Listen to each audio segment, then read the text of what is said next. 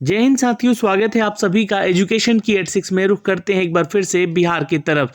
दोस्तों, बिहार लोक सेवा आयोग पटना की तरफ से 70वीं बीपीएससी इंटीग्रेटेड परीक्षा को लेकर छात्र अभी भी प्रोटेस्ट कर रहे हैं। छात्र लगातार 11 दिन से अनशन पे हैं और ये सत्याग्रह है, ना तो कोई आंदोलन है, यह सत्याग्रह है। और वो सच्चाई के लिए लड़ रहे हैं, अपने हक के लिए लड़ रहे हैं। उनका कहना है यहाँ पर कि अगर एक सेंटर पे 12,000 छात्र हैं और उस पूरे सेंटर को कैंसिल किया जा रहा है, इसका मतलब कि 23 से 24 सेंटर जो है आप लोग यहाँ पर कैंसिल कर रहे हैं। और दूसरी तरफ यहाँ पे 911 और सेंटर्स हैं जो कि अभी कैंसिल नहीं किए गए हैं। उनका कहना है कि 23 से 24 सेंटर जब कैंसिल हो रहा है, इसका मतलब कि पूरी तरह से परीक्षा जो है नॉर्मलाइजेशन के गोद में जाएगी और यहाँ पर नॉर्मलाइजेशन होगा ही होगा। क्योंकि इतने लोगों का अगर एग्ज़ाम होगा, यानी कि 12,000 लोगों का फिर से एग्ज़ाम होगा और 911 सेंटर में बाकी 3.5 लाख के आसपास जो छात्र हैं जो कि परीक्षा दिए हैं उनका, तो नॉर्मलाइजेशन कहीं ना कहीं जो है होना संभव है। ये छात्र कह रहे हैं और छात्र मांग कर रहे हैं कि पूरी की पूरी परीक्षा को रद्द कर दिया जाए और फिर से इसका एग्ज़ाम लिया जाए। बहुत सारे शिक्षक गए भी वहाँ पर इस परीक्षा के लिए प्रोटेस्ट करने, लेकिन वहाँ से वो वापस लौट आए। वो सपोर्ट नहीं कर पाए अपने अनुसार अपने हक में और वहाँ पे जो है उनको वापस लौटना पड़ा वहाँ से। फिलहाल वो अपना आरोप प्रत्यारोप आपस में ही लगा रहे हैं। यहाँ तो शिक्षक ही एक नहीं है, कहने का मतलब है कि शिक्षक ही आपस में लड़े हुए हैं, तो छात्र के हित में कौन बात करेगा। लेकिन छात्र अपनी जान दे रहे हैं इस परीक्षा को बचाने को लेकर। छात्रों में से 2 छात्र का निधन भी हो गया है, जैसा कि आप सभी छात्र जानते हैं यहाँ पे। अब उसके बाद भी यहाँ पर आयोग जो है इस चीज़ से एग्री नहीं कर रहा है कि आखिर वो क्यों जान दे रहे हैं।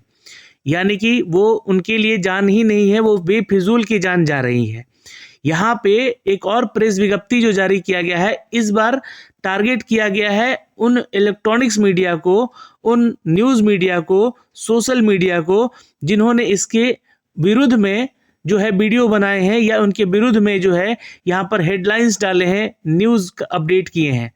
तो यहाँ पे देखिएगा तो आप लोगों को अपडेट कर दूं मैं कि जो अपडेट दिया जा रहा है कि बीपीएससी की तरफ से कि जो 70वीं परीक्षा हो रही है पूरे राज्य के केंद्रों पर पुनर्परीक्षा कराना क्यों संभव नहीं है, उसकी विस्तृत जानकारी मीडिया को दी थी। जो कि हमारे परीक्षा नियंत्रक जो है उन्होंने ये अपडेट दिया था कि क्यों संभव नहीं है, जिससे कि विभिन्न प्रिंट, इलेक्ट्रॉनिक मीडिया और सोशल मीडिया पर इसका प्रकाशन और प्रसारण किया गया। लेकिन कुछ मीडिया द्वारा इसे सनसनीखेज बनाने के लिए यह कहकर प्रकाशित किया गया कि किसी भी सूरत में किस पूरी परीक्षा का पुनर्परीक्षा नहीं ली जाएगी, आर पार की लड़ाई है इत्यादि, जो भी यहाँ पर उन्होंने हेडलाइंस डाले हैं। इस तरह की हेडलाइंस से यह भ्रांति फैलती है कि आयोग की हठ धर्मिता के कारण पर्याप्त प्रमाण रहते हुए भी सभी केंद्रों पर पुनर्परीक्षा नहीं कराना चाहता है, जिससे कि आयोग की नकारात्मक छवि बनती है। तो छात्रों की जान भले ही जाए, उस पे इनका कुछ नहीं कहना है, लेकिन इनकी छवि खराब हो रही है, इस बात की चिंता है इन्हें। चलिए, इस बात की चिंता होनी भी चाहिए, किसी का भी सम्मान होना चाहिए, लेकिन उन छात्रों का क्यों नहीं सम्मान हो रहा है जो छात्र अपनी जान दे रहे हैं। यहाँ पे कहीं ना कहीं वो अपनी जान, तो ऐसे उपद्रवी छात्र तो है नहीं कि वो अपनी जान जानबूझ कर दे रहे हैं। उन छात्रों के ऊपर लाठी चार्ज हो रहा है, उन पुलिस कर्मियों के ऊपर कोई कार्रवाई नहीं हो रही है। क्यों नहीं हो रही है? क्योंकि वो अपनी छवि में ठीक है। पुलिस कर्मी यहाँ पे अगर लाठी मार रहे हैं तो वो अपनी जगह पे ठीक है, उनका सम्मान है, उनको फिर भी हाथ जोड़कर सभी छात्र नमन कर रहे हैं। लेकिन उन छात्रों का कोई नहीं सोच रहा है, ना ही आयोग सोच रहा है, नहीं प्रशासन सोच रहा है और ना ही ये सरकार सोच रही है। तो यहाँ पर हठकर्मिता जो वर्ड लिखा गया है, यहाँ पर हठधर्मिता जो वर्ड लिखा गया है यहाँ पे, इससे क्या जाहिर होता है कि क्या ये सही है या गलत है। इसी चीज़ की लड़ाई है और ये लड़ाई जो है आयोग से है। यहाँ पर छात्र जो है, आपको बता दें कि इस संबंध में परीक्षा नियंत्रक राजेश कुमार सिंह जी ने पुनः स्पष्ट किया कि आयोग एक संवैधानिक संस्था है जिसका उद्देश्य अभ्यर्थियों के हित में पारदर्शी परीक्षाओं का आयोजन कराना है। बिल्कुल सही बात है। 911 सेंटर पे कहीं भी आपकी परीक्षा का जो छवि है वो धूमिल नहीं हुआ है, लेकिन बहुत सारे छात्र का यहाँ पे प्रमाण है, वो कहना है कि वहाँ पर भी लेट परीक्षाएं शुरू हुई, और समय से पहले कॉपी ले लिया गया, लेकिन वहाँ पे हंगामे नहीं हो पाए। क्योंकि वहाँ पे छात्रों की संख्याएं कम थी। लेकिन जहाँ छात्रों की संख्याएं ज़्यादा थी वहाँ हंगामा हो गया, तो हंगामा हुआ तो ये कैंसिल होना चाहिए एग्ज़ाम। इस चीज़ को लेकर छात्र मांग कर रहे हैं। आयोग तथ्यहीन, निराधार और भ्रामक, सत्य से परे आरोपों और नारेबाजी के आधार पर किसी केंद्र की पुनर्परीक्षा, है ना, कराने या ना कराने के संबंध में निर्णय नहीं लेता है। आयोग किसी भी केंद्र की परीक्षा के संबंध में संबंधित जिला पदाधिकारी के माध्यम से प्राप्त प्रतिवेदन और अन्य अकाट्य प्रमाणों के आधार पर परीक्षा रद्द करने अथवा पुनर्परीक्षा कराने या ना करवाने का निर्णय लेता है। तो ये तो खैर हर आयोग का ये जिम्मेवारी यही बनता है। लेकिन जब सब कुछ यहाँ पर आपके सामने रखा जा रहा है कि यहाँ पे पेपर लीक वाला तो कोई मैटर ही नहीं है कि जिसके प्रमाण दिए जाए। यहाँ पे जब 12,000 छात्रों का आप परीक्षा कैंसिल कर रहे हैं, इसका मतलब ये है कि आप 23 से 24 परीक्षा केंद्र कैंसिल कर रहे हैं। अब आपने नोटिस जारी किया है कि नॉर्मलाइजेशन नहीं होगा, तो इसका रिजल्ट आप किस बेसिस पे तैयार करके देंगे? ये भी सोचने योग्य बातें हैं। और बातें सिर्फ 200, 300 या 500 छात्रों का होता तो समझ में आता। यह 12,000 छात्र हैं जिनका 23 से 24 केंद्र बन सकता है। जो छात्र मांग कर रहे हैं वो उस बात को यहाँ पे भी रखा जा रहा है, और वही बात मैं भी आपको यहाँ बता रहा हूँ।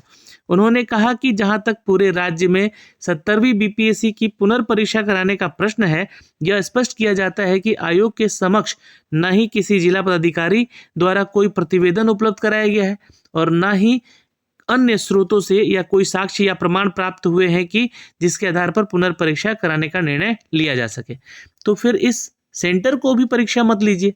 जब आपके पास यहाँ पर कोई साक्ष्य है ही नहीं किसी सेंटर का, तो इस सेंटर को भी क्यों रद्द किया जा रहा है? और यहाँ पे तो एक ही बात बार बार हो रही है कि 12,000 छात्र यानी कि लगभग 20 से 24 ऐसे सेंटर या 23 से 24 ऐसे सेंटर का होना, उस पूरी परीक्षा को आप रद्द कर रहे हैं। तो जब इतने परीक्षा का सेंटर एक साथ आप रद्द कर रहे हैं तो नॉर्मलाइजेशन तो लगेगा ना। रिजल्ट कैसे तैयार कीजिएगा, इसके ऊपर भी स्पष्टता दीजिए, स्पष्टीकरण दीजिए इसका भी। इस संबंध में पुनः स्पष्ट किया जाता है कि एकमात्र परीक्षा केंद्र बापू परीक्षा परिसर पटना के संबंध में जिलाधिकारी पटना से प्राप्त प्रतिवेदन और अन्य सोशल मीडिया पर प्रसारित वीडियो क्लिप एवं अन्य प्रमाणों के आधार पर इस केंद्र की पुनर्परीक्षा दिनांक 4 जनवरी को आयोजित करने का निर्णय आयोग के पूर्ण पीठ की बैठक में लिया गया है, जो कि 19 दिसंबर को लिया गया। और वर्णित स्थिति में राज्य के अन्य 911 केंद्रों पर सम्मिलित परीक्षार्थियों के हितों को दृष्टिगत अन्य सभी केंद्रों पर पुनर्परीक्षा कराने की कोई आधार आयोग के समक्ष नहीं है। तो ये साफ साफ स्पष्ट कर दिया गया है फिर से एक बार कि कोई पुनर्परीक्षा नहीं होने जा रही है। छात्रों के हित में ये यहाँ पे चर्चा नहीं हुई है, और ये जो है इस सिर्फ और सिर्फ एक ही परीक्षा का जो केंद्र कैंसिल किया गया है उसी की परीक्षा 4 जनवरी को लिए जाने की बात कही जा रही है।